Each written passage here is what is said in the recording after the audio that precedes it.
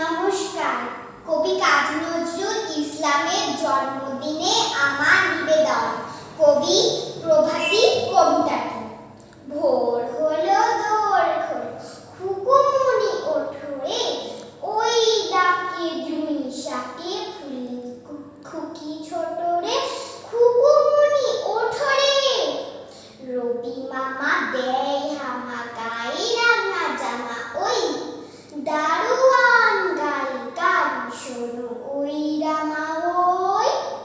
তেজিনীর করে ভিড়, ওরে পাখি আকাশে, এন্তার গানটা ভাসে ভোর বাতাসে।